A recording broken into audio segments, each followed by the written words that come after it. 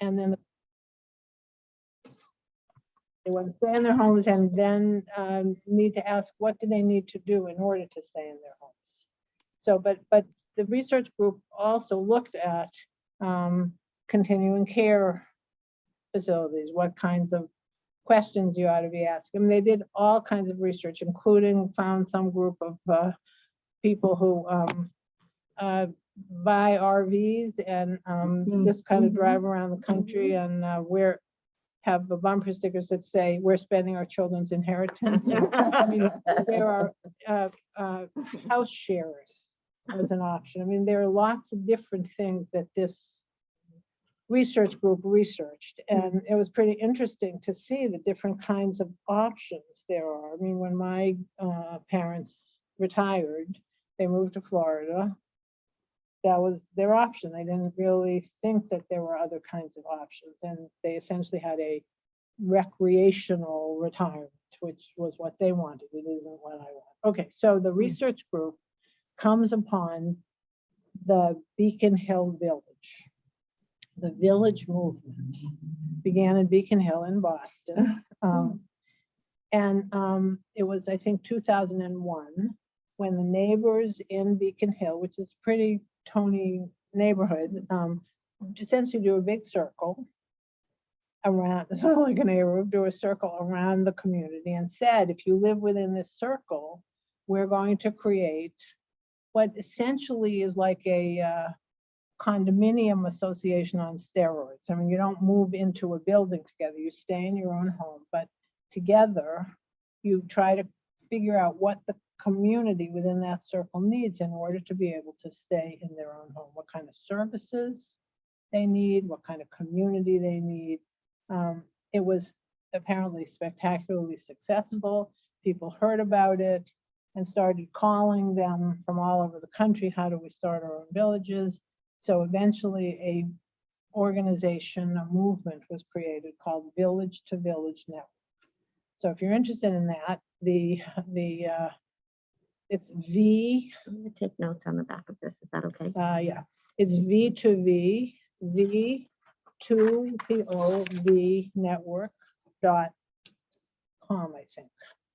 And they got some funding from somebody to create this network. And now villages around the country, there are approximately 200 villages.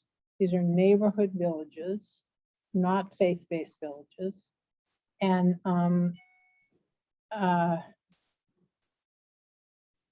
these are neighborhood villages. So there are about 200 around the country and 200 more in formation, okay? And again, these are neighborhoods. So like in Los Angeles, there's one in Culver City, which is a neighboring city. There's one in Pasadena. There's one in Palos Verdes, you know, and wherever you live, I'm sure that there are several in Chicago. Anybody know of a village in Chicago?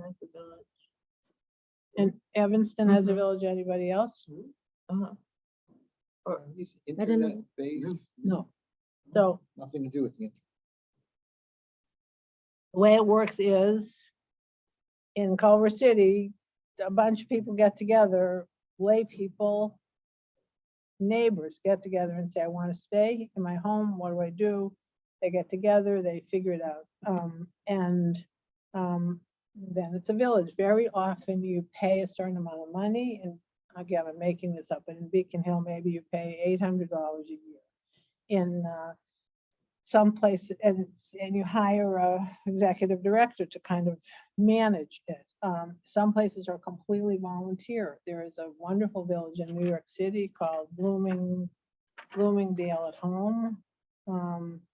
That's completely volunteer, and it's from, again, I'm making up the specifics, from 85th Street to 95th Street on the west. You know, these are geographically congruent villages, okay? Anyway, so the research committee discovers this, and they come back and say, wow, a good synagogue should be a village. Why can't we be a village? And so they wrote a grant, and at the very last minute, the grant was to the Jewish Community Foundation. At the very last minute, they said, oh, you can't submit this grant as a synagogue alone. You have to have another at least another synagogue. So at the very last minute, without any discernment or anything, I reached out to two colleagues who were friends who would take my call, and I said, would you sign on to this with me? And Temple Isaiah, a Reform synagogue that is essentially exactly the same as Temple Emmanuel in Beverly Hills, except it's a different synagogue, but culturally it's very similar. And also Kol Ami, which is a gay and lesbian synagogue, a little bit further away. Denise Eger, the wonderful rabbi, was at the time the president of the Central Conference of American Rabbis. The three of us, the three synagogues applied for this grant, and we got it. And the way it worked was, there was a year of planning, very intense planning. And during that time, Denise's synagogue dropped out. It was really too small to be able to make it happen. Plus, she was so busy with CCAR stuff that she couldn't really give it the attention that it requires. This requires rabbinic cheerleading. The rabbi is not the boss of this. This is a completely lay-led experience, but without a rabbi really cheerleading, it isn't going to happen. The cultural challenges of cooperating as opposed to competing is very complicated. It's way different now because of the pandemic. But you know, there was a time when I was at Emmanuel that if somebody came to me to say, I'm interested in your synagogue, I'd like to think about membership, if I felt that that person would do better at Temple Isaiah, I never would have said, oh, you should check out Temple Isaiah. But because we have created this joint partnership, it's totally changed the relationship of these two institutions in ways that are unbelievably transforming. And this was even pre-pandemic. Because we want to be a synagogue village as opposed to a neighborhood village, we wanted it to benefit the synagogues as well as the older adults, you know, seasoned adults themselves. There are two end users here. One is the seasoned adult, the 65-year-old, the 70-year-old who wants this sense of community. But the other end user is the synagogue. We discovered, because we made the rule, and we just made up this rule, that if you want to be a member of this village, you have to be a member of one of these two synagogues. What we discovered happening is people that were leaving the synagogues are staying, and new people are actually joining the synagogues in order to be part of the village. So that win-win we never expected. I'm not talking about thousands of people, I'm talking about tens of people, but tens of people make a difference when you're talking about membership. Because it costs a lot of money to be a member of Isaiah or of Emmanuel, we kept the membership dues in the village very low. So the first year, if you wanted to join the village, it was like $100, whereas in some of these secular villages, it's $800 or $900. People join. So we're in our 5th year now. There are about 230 members of the village, households, individual members of the village. And it's about half Emmanuel people and half Isaiah people.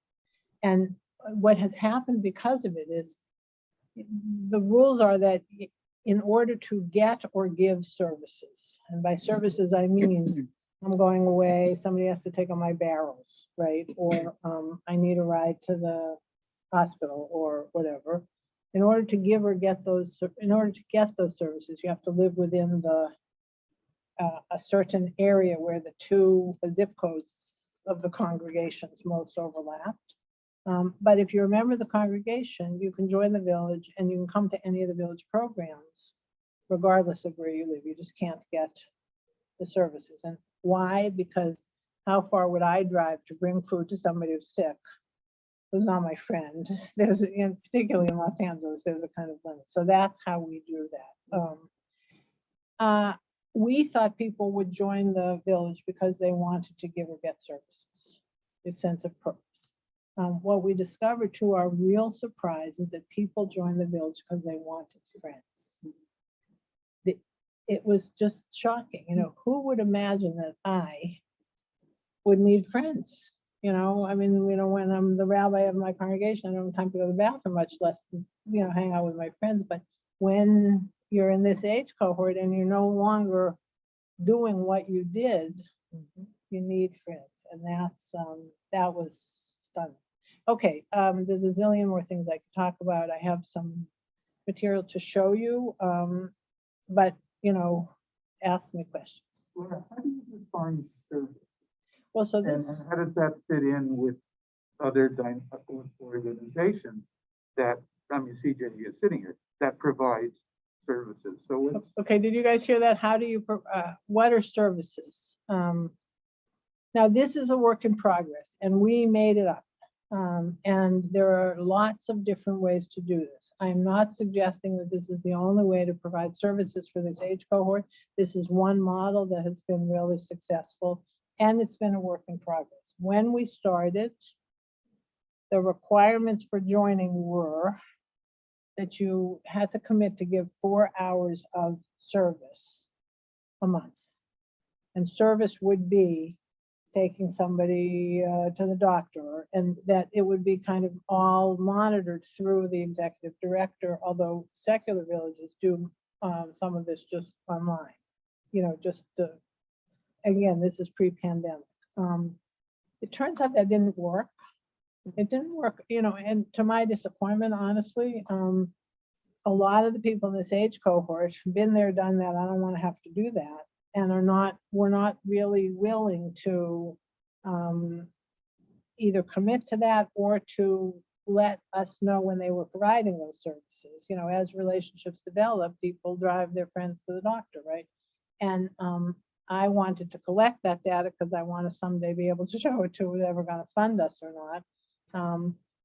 So how you define services depends on how you want to define services. And the thing is it different to have a meal delivered by somebody who has become your friend through this expanded network, or to have a meal delivered by CJE, and so it turns out that some of these secular villages are partnered with the equivalent of a CJE, not Jewish, but the villages are connected, and those services are provided by those social service institutions. But they're not faith-based in the sense that you don't have to be a member of a faith-based community in order to be part of those villages. So that's the answer to the question. And my disappointment in the village is it's been so fabulous for the people that are in it, but it doesn't have a bigger vision, and it could. It turns out that in California, there are 60 villages, where the only faith-based village is now an organization called Village Movement California. And part of its agenda is to change the way California thinks about growing old. In other words, it has a strategic political agenda, and it's smart. I mean, older people tend to vote, politicians are not stupid. I mean, there's some power that can come from thinking about a vision that is bigger than just serving the needs of the members themselves. Chai Village LA has been fabulously successful serving the needs of the members themselves, but it has yet to expand into a bigger vision. I'm hopeful that, over time that will happen.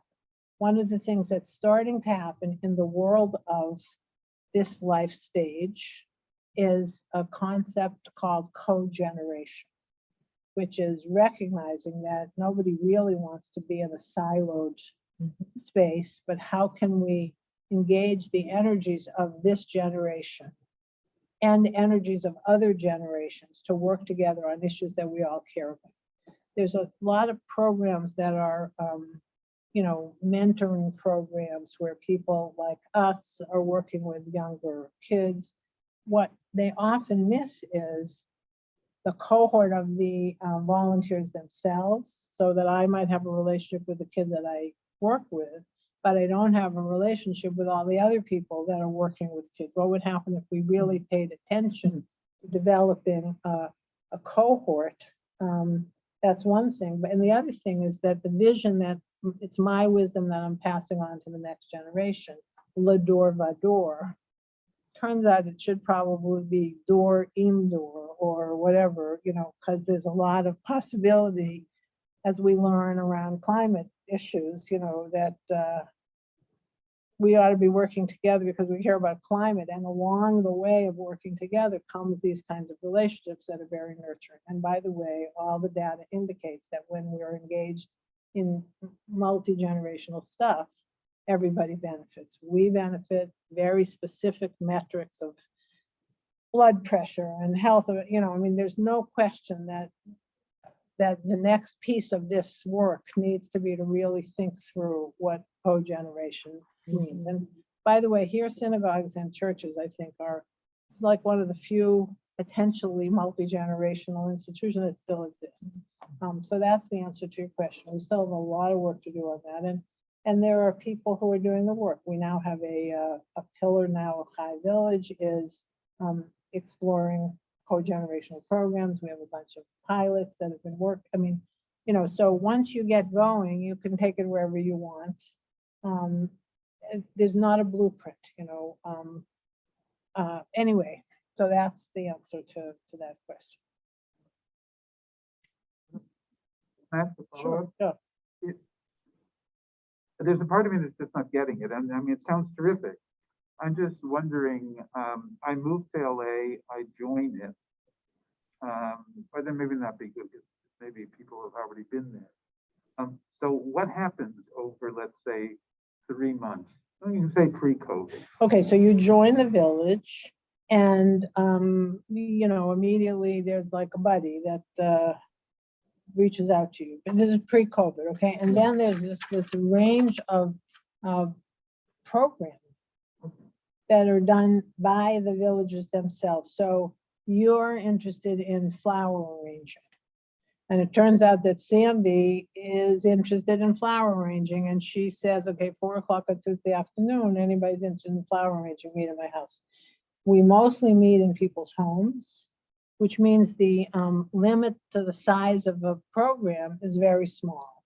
And so there are mahjong clubs, there's a mahjong club, there's a book club, there's a movie group, there is a, you know, tours of LA.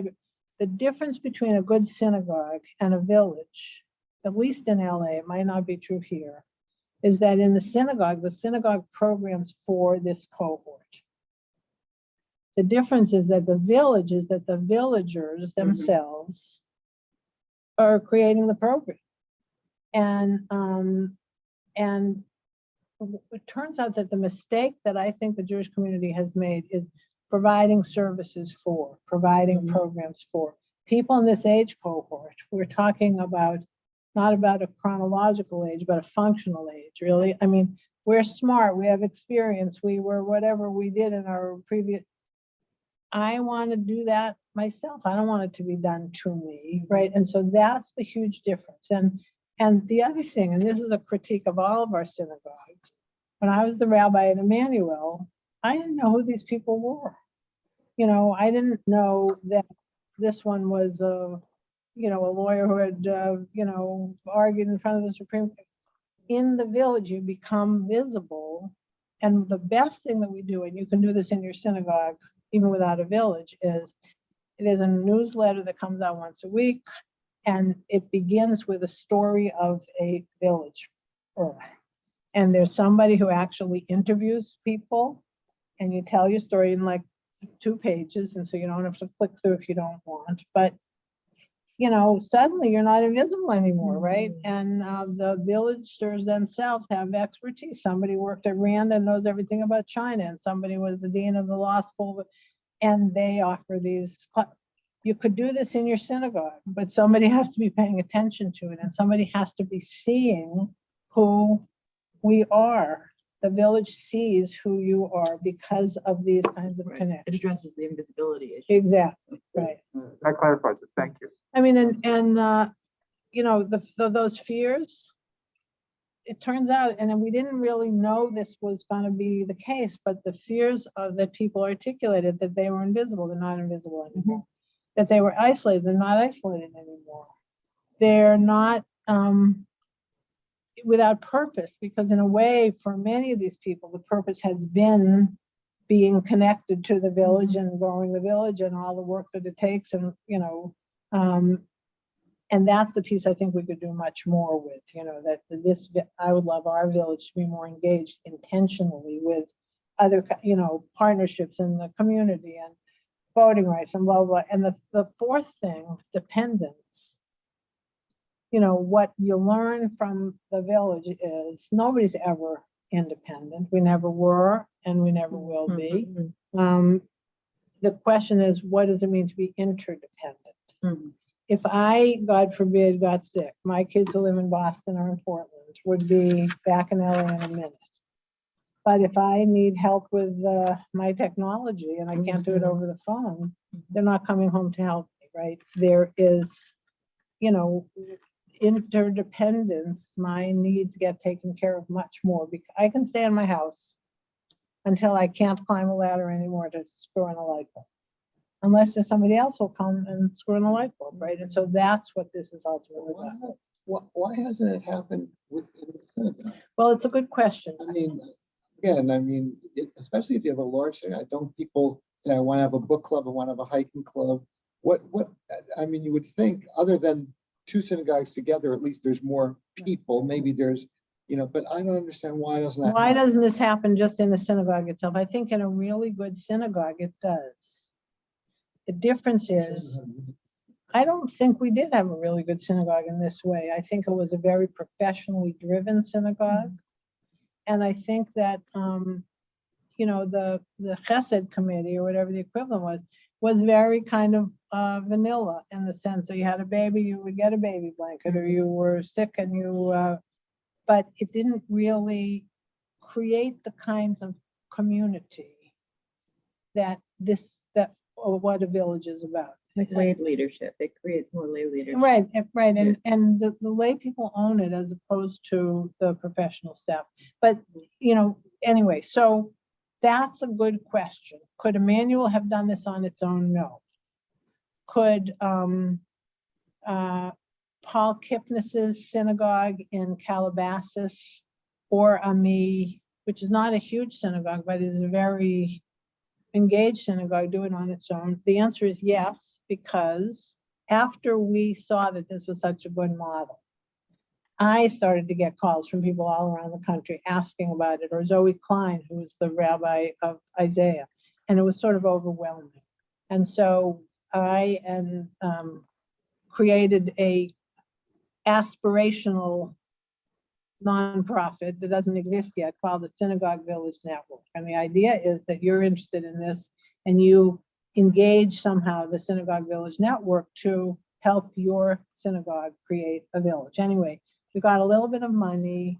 We convened people in LA for a kind of conversation about this, and asked the rabbi or a professional and a lay leader to come to this convening. And then we said, here's what it's about. Go back to your leadership. If you're interested in this, come back to us. 4 synagogues came back to us. One was Paul Kipnis's synagogue, and we got a little bit of money, hired a very wonderful community organizer to work with leadership in these synagogues to see what would happen. So that happened maybe 3 years ago, before the pandemic. And now there are 3 synagogues in the valley. There are 2 villages and a third that is emerging in the San Fernando Valley. One in Paul Kipnis's synagogue, but they're doing it on their own. A partnership between Adat Ariel, a conservative synagogue, and Beth Hillel, a Reform synagogue. They're doing it together. And Temple Judea, a Reform synagogue in the valley. All of those groups are creating their own synagogues. So you could do it alone. Villages, creating their own villages. And then out of the blue, we got a call from the Federation in Long Island, in one of those counties, I forget which one, asking us to help them create villages there. And there's one that is, pretty far along in the planning. And essentially the Federation hired the Synagogue Village Network, which is essentially the time of this organizer to work with the leadership. So could you do it by yourself? Yes.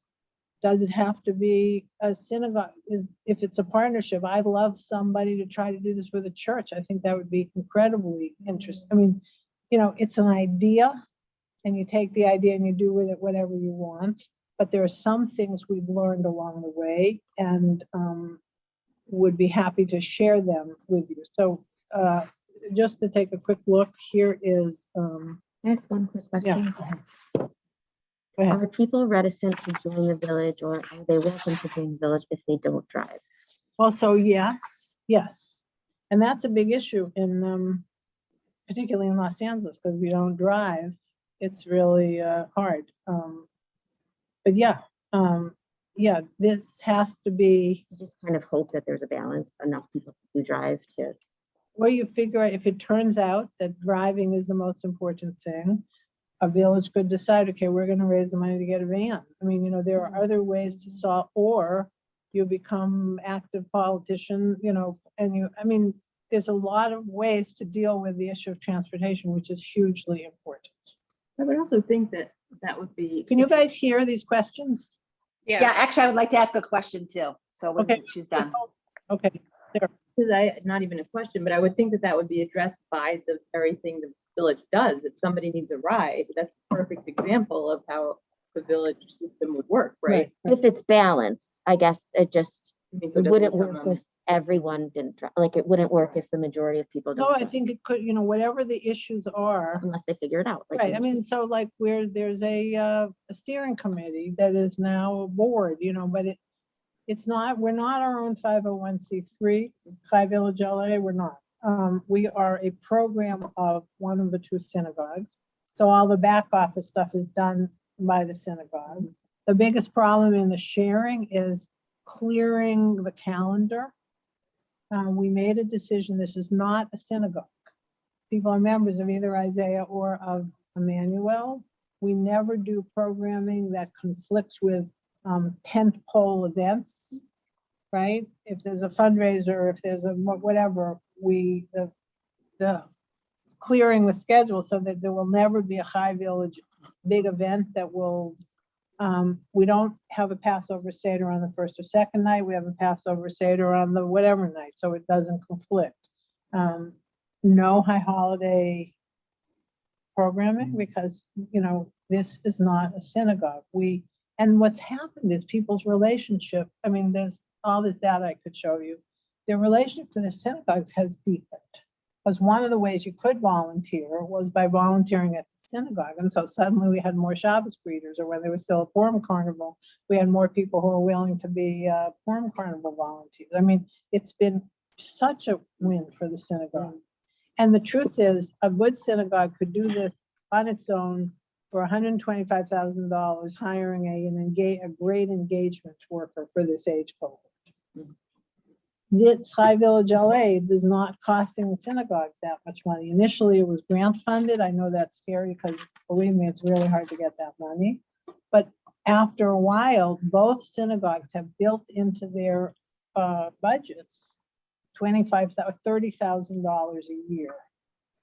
Well, for $30,000, it's, you know, it would cost way more if they were doing this on their own in the more traditional model. And again, maybe, but it took a while to convince the leadership of the synagogue to make this a priority. It turns out that this cohort is now one of the most successful cohorts of both synagogues. The people that are happiest, the people that have a sense of community. You know, it's like in the old days, it's the economy stupid. It's the community stupid. It isn't the programs. Temple Emmanuel, all of our great programs, but it's not about programs. It's about the relationships that you know all this. We know this, but we haven't figured out how to actually do it unless you're a really great synagogue. And I think some synagogues are, and mine was good enough, you know, a good conventional legacy synagogue, you know, but okay, yes. Becky or Mary? Okay, yeah. Becky, so quick question, actually a two-part question. So were there touch points between the village and the congregation? So for instance, during Pesach, did the teens come over and help clean houses, for instance? And also, did this transform other cohorts in the synagogue? So all of a sudden, all these new empty nesters were coming together in ways that they wouldn't have before this? That is happening, but it's happening slowly. I mean, for example, in terms of this co-generational model, there's a class that our high school kids take that this year obviously was virtual about, this was about the kind of Los Angeles as a community and the different communities in it, whatever. And 10 people in High Village, LA, and our high school kids were in the class together. So the High Village people were students in the class. It wasn't that they were coming to teach the young people, is that all of them together was, you know, pretty transformative. Not perfect. It worked for some, it didn't work for others, but Temple Emmanuel is different now. If you looked at our high holiday services, again, virtual, the highlight of it was conversations between an older and a younger about different kinds of relationships, a mentoring relationship between, you know, an older and a younger around a mitzvah project, and different kinds of olders and the elder, and you know, college kid and a high school kid. I mean, you know, it has made the congregation think differently about co-generation. We still really have a long way to go. You know, I thought that younger people would join the village because my grandkids live far away and I would love to be a surrogate grandparent to somebody. So why isn't a single mom in the congregation who has kids not joining the village, so that you know, the synagogue could do that without the village, but with more intention. So this is a work in progress. And, you know, it's moving more in the direction of this, you know, fantasy that I have about it and that other people do, but not everybody does. Some people don't want to do that stuff because been there, done that. I just want to, you know, enjoy my time now. But yes, it has all those possibilities. High Village is an example of what it could be. You decide, you know, what kind of partnership, and then it turns out to be what you want it to be. But with a lot of work on the part of lay leaders, the good thing is that all of us have lay leaders who we don't know what to do with them, right? They're not on our boards anymore. What do you do with former leaders? This is one great way to engage former leaders, but it takes the clergy to be champions, not to do the work, but to be the champions. So if we can talk about Emmanuel, where do you retire? I'm not sure the status, how it plays out. So you're retired. You're part of this. Yeah. How did the rabbi, are there, you know, where does the clergy? It's a good question. So Zoe is she had been the senior rabbi of her synagogue and for personal reasons decided she didn't want to do that anymore. So she has kind of stepped back and she is now the director of engagement, the director of lifelong learning. So the village is her project along with lots of other projects. So, and I am a member of the village. I represent Emmanuel, but I'm a member of so is Zoe, by the way. And I do this as a lay leader. I mean, but the fact that I'm it doesn't hurt that I'm the emerita rabbi. But, you know, we both are on the steering committee.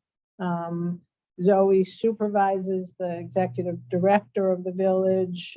You know, so the clergy is involved in that kind of way, particularly if you're a program of your synagogue. You need to be supervised by some professional at the synagogue.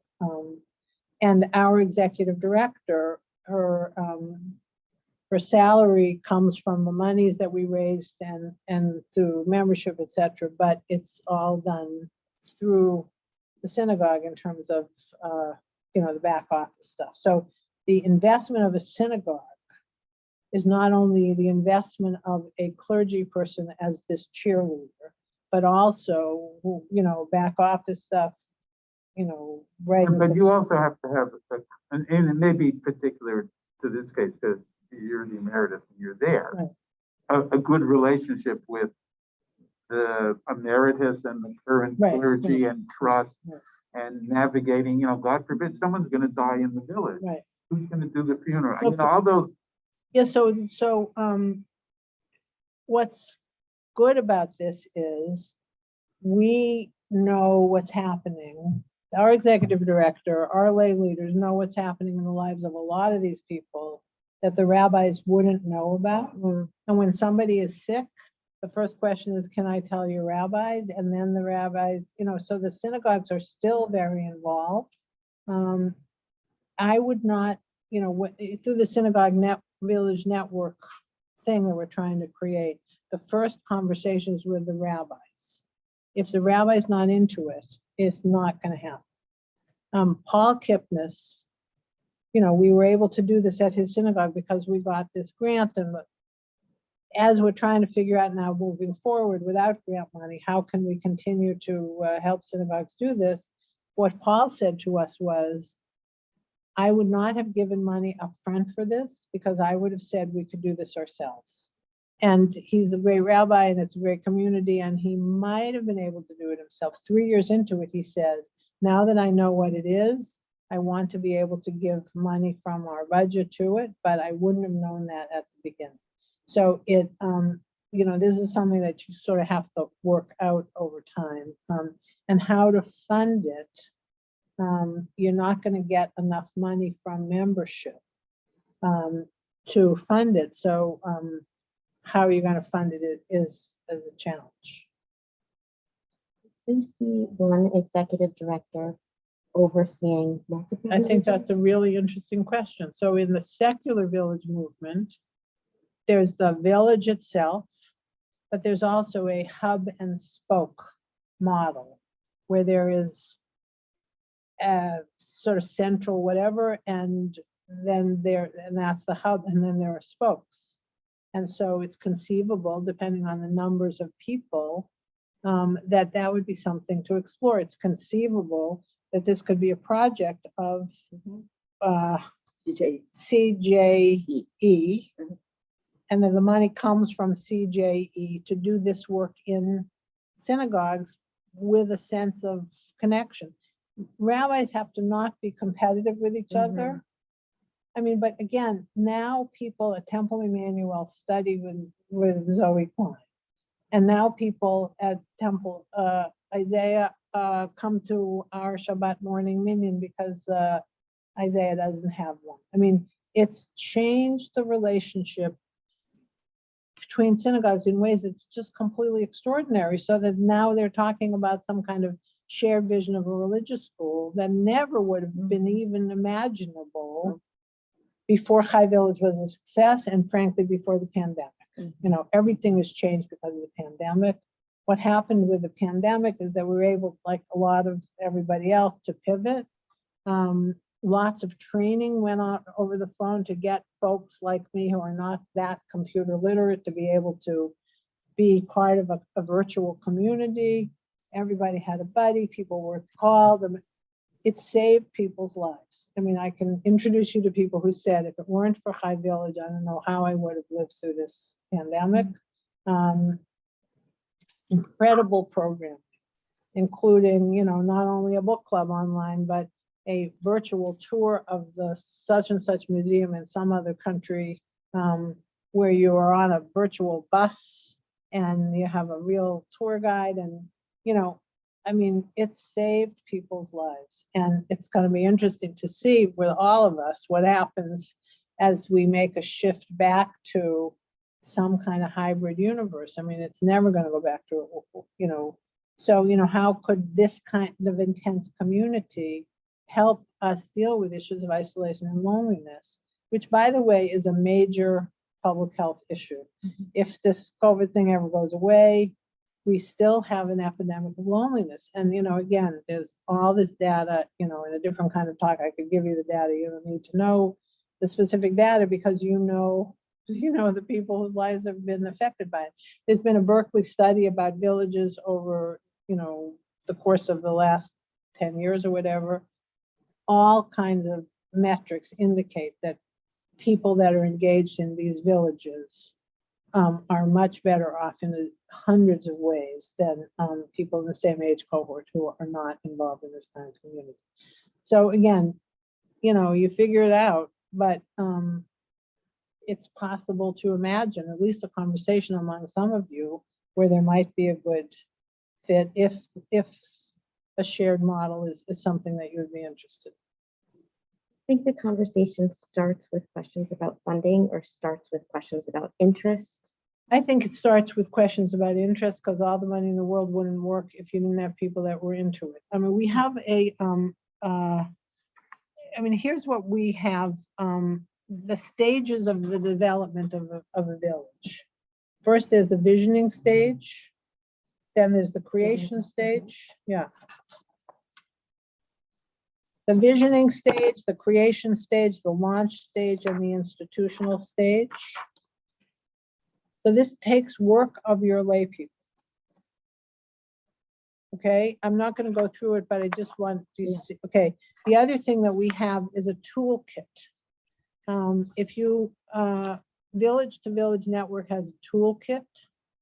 And then as we created High Village, we created our own toolkit, which is sort of based on theirs in some ways, but you know, is specific to a synagogue village.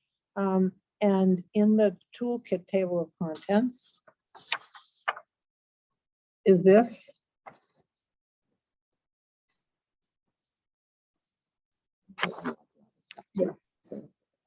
There's the background, there's the visioning stage, there's the creation stage, key questions, guidelines, resources, you know, how you do a listening campaign, all that kind of stuff. You could access it. What I actually know to be true now by talking about the other villages that we've helped start, that the toolkit, while you can look at it yourself, is essentially not useful unless you have somebody to work it through with you. That is to say, no, somebody who's been through it. Okay. So one of the things that we're trying to figure out as we figure out how we can continue to help other synagogues do this without grant money, although I'm still trying to get grant money, is we have volunteers who might be able to, let's say your synagogue is interested, we might have some layperson who would be able virtually to walk you through this and talk it through with you. That wouldn't cost a lot of money. Or you could hire the Synagogue Village Network's community organizer to do that. I mean, we're trying to figure out how to do all that stuff. To be part of the purpose of belonging to the village, helping start other villages, if people are Right, I mean, interested. you know, right, but first you have to, you know, it takes a long time. You know, we're in our 5th year, that's a long, and the first year you're just planning. It takes a long time. It's not a program. That's the difference. And it's a huge difference in terms of a mindset. It's not a program, it's the building of an intentional community. The vision of the Synagogue Village Network, a world where all active adults are connected to each other, to the multi-generational communities in which they live, and have the resources to live meaningful and fulfilling lives. The mission, the Synagogue Village Network, is creating a new paradigm for engaging active older adults by promoting the village model and supporting faith-based communities to establish villages to meet the needs of active older adults as they remain in their homes. So this is one way that we hope we come to a world where all active older adults are connected to each other. And so here's, again, we're just trying to imagine what it would be like to actually really be able to help, you know, to help other synagogues do this. I only have 2 of these pieces of paper. Okay. I can email you all this too. Yeah. So other questions? I don't know what our time is. I don't know what our time is. I don't either. So All right, yeah, have to go. I Mike. have a question if I Please. may. Okay. I have actually 2 questions. I see how it's easy to invite people into the program. As some people become more frail, but maybe still are at home, do you have to sometimes end the expectation of services as Yeah. that happens? At some, I mean, listen, in our group of 230 members, the demographics are, again, this is not precise, but 80% of the folks are between 60 and 80-ish. Mhm. At some point in the, I don't know, the third year or the fourth year, people who were 80 and older felt that the village was not meeting their needs. And they created the 80+ group. Okay, so, And so there is an 80+ group, and they met before the pandemic. We got an intern to work with them, a chaplaincy intern. It's a very feisty group of, interestingly, not a surprise. I'm sure you've seen this in your own communities. A good majority of people are women, single. I learned a word after Richie and I wrote this book called solo ager. It turns out that many of us, myself included, unfortunately, end up being solo agers. That is to say, people without partners. And sometimes solo ager actually means people without children, or people whose relationship with their children and grandchildren isn't what they wish that it would be. And so they're effectively solo agers. Issues of growing older for that cohort is much more complicated. The pandemic was much more complicated. You didn't have a pod to be in.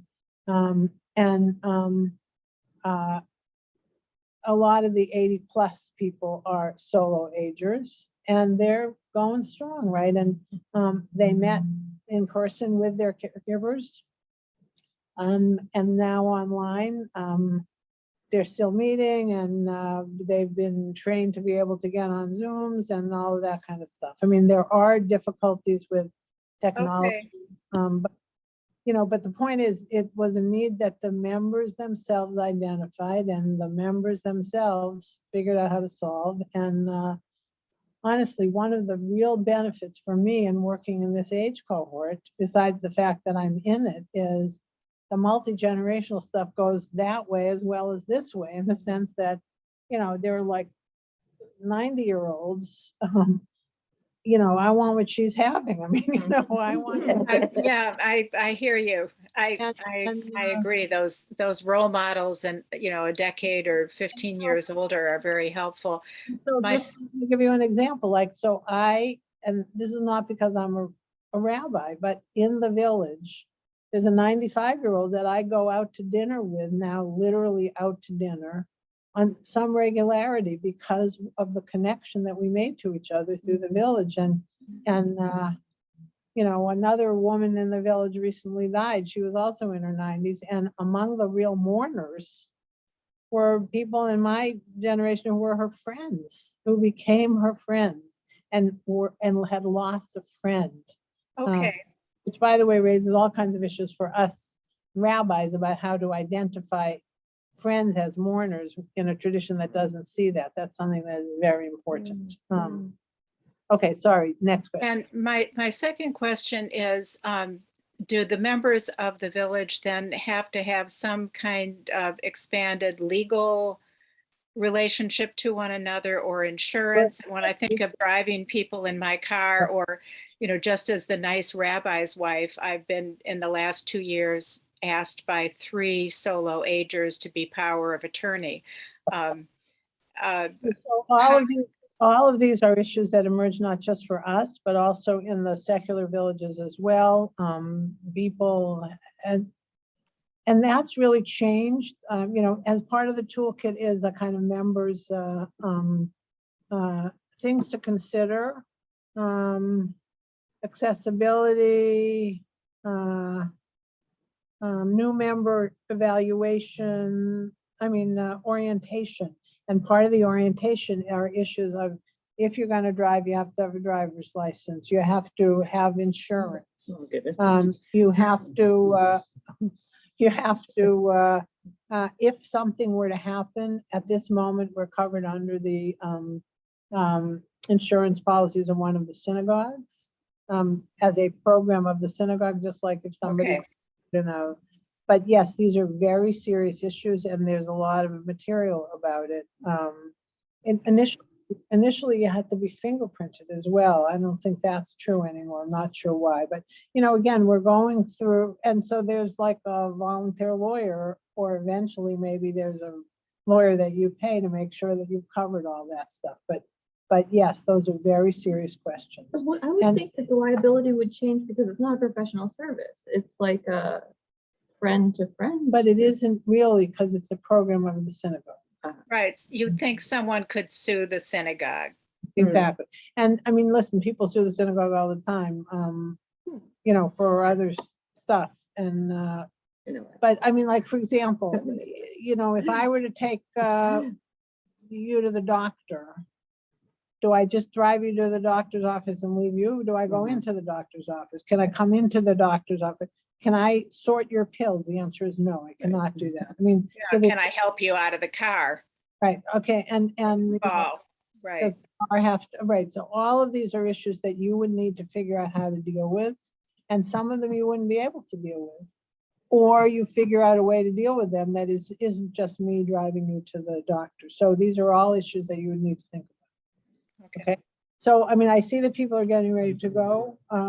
Other questions? I have a question about communication. Okay. Thank you Yeah. very much. It's really lovely to talk to you, and I'm curious to see what you all, whether this leads to ongoing conversations in the Yeah. community. No, thank you. Thank you. Thanks, Shabbat Laura. shalom. Shabbat shalom. Shabbat shalom. Talk to you soon. Thank you so much. Do you have another question or? No, I think that was it. We're very interested. So I'm sure that we will be trying to get the conversation going. Good. This is a big part of our membership as it is, with some strong social ties. So I think it's a great match for us. Good. Sarah had one more question, then I'm we'll, just curious about how communication happens, especially with this cohort of people who aren't necessarily technologically, so. communication happens mostly through, go to the website, you see all of the, how you sign up for programs and all that kind of stuff, and through and telephone. It turns out that everybody has the possibility of a buddy with a phone conversation at least once a week. Mhm. And in that phone conversation, you hear what's going on, and then you're able to sort of say, so-and-so needs blah, blah, blah. So phone and And then you said there's a newsletter and that happens on your website. that happens on the website, right? And that's all the goings on in the programs. that people Right. are I mean, coming up with. go to the website, highvillagela.org, and just see the, That's amazing. right, there's the, I mean, it really is kind of overwhelming. Yeah. And again, it's all lay-led with the help of an executive director. I mean, that's the biggest shift. Even if a synagogue felt like they could do this themselves, that's not the vision, and that's not empowering in the same way. It's just not. If it's driven by a professional at the synagogue, Right. it's not the same thing Truth is that this age cohort wants to serve themselves. or other people. They do not want to be served. Mhm. They do not see themselves as, frail old age, which is why you don't use the word elderly in your name anymore. CJE, right? Right? Right, we dropped it. Because, Well, senior Right, life is right. called, yes. I mean, I would like to claim back the word elder, but it's Mhm. hard to do that because it is associated with frail old age. I am not with frail. right. I am Mom not says, frail. do not treat me like a frail old lady. She says that to me. Right. Because I opened the car door for her. It's like generativity, it's Erickson. It's- Exactly. I mean, again, this talk could have happened in lots of different ways in Mhm. terms of why this is important, but Randy wanted me to talk about at least how we're dealing with this in this particular model. Interesting, you. really interesting. Thank you. There's so much we could do Yeah. All right, you together, guys, and good luck and yeah. Shabbat Shalom. Thank you. Thank you. To be continued, Mary, okay? Great. Thank you. Bye-bye. Good Shabbos. Bye. Good Shabbos.